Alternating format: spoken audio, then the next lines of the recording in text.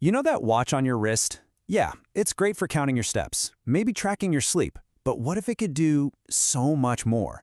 What if, in a moment of crisis, it could actually become a lifeline? Today, we're going to look at how this wearable tech is taking a huge leap, moving from just personal fitness to the front lines of emergency medicine and even helping with long-term recovery.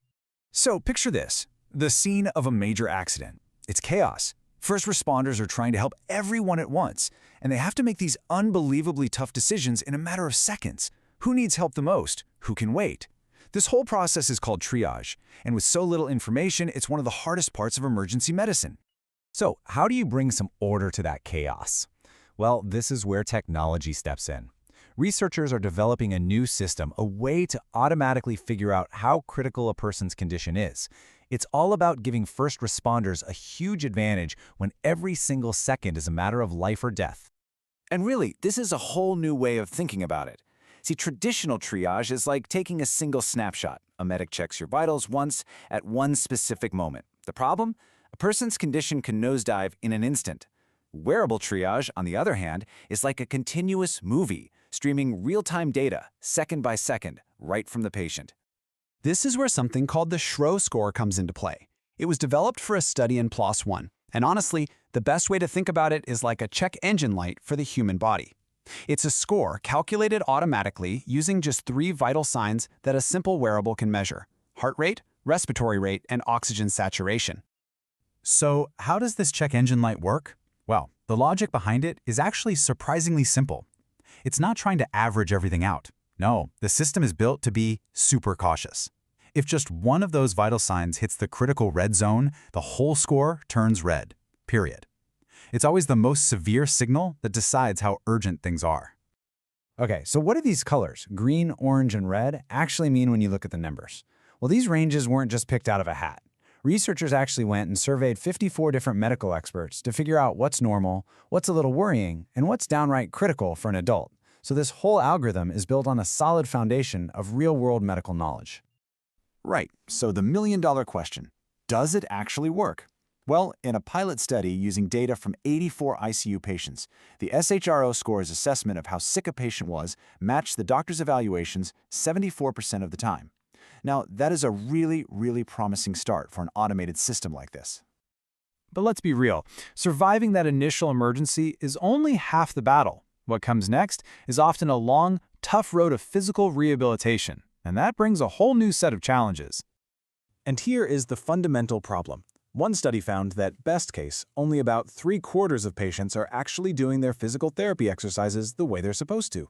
Sometimes it's as low as 1/3. And a huge reason for that boils down to something really simple. It's just not motivating. The exercises can be painful, they're repetitive, and frankly, they can be incredibly boring. Okay, so this brings us to a second, and I think really fascinating innovation. What if you could take the very things that make video games so addictive and apply them to the hard work of getting better? People call them serious games, and they're not just about blowing things up for fun. These games have a real purpose. They're designed to make tough tasks, like physical therapy, way more engaging by using goals and scores and challenges to keep you motivated. And researchers are already trying this out with gaming consoles you can buy right off the shelf, and the findings are pretty interesting. For something like ACL recovery, using a Wii Fit worked about as well as regular therapy. But for burn injuries, the results were pretty striking. Using an Xbox Kinect got patients to exercise for longer periods, and using a Wii balance board actually led to lower reported pain scores. Pretty cool, right? Okay, so we've got these two really exciting, futuristic ideas.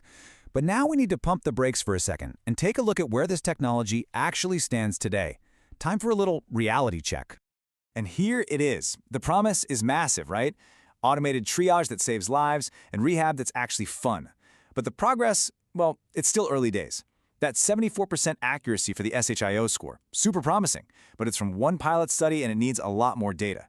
And for the serious games, a big review of the research found that most studies were of low to moderate quality and the results were all over the place.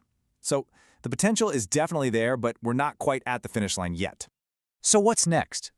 How do we get from this early promise to a real-world solution? Let's look at what the future of this technology could hold. You see, the Schro score is really just the beginning. The researchers imagine a system that's way more powerful.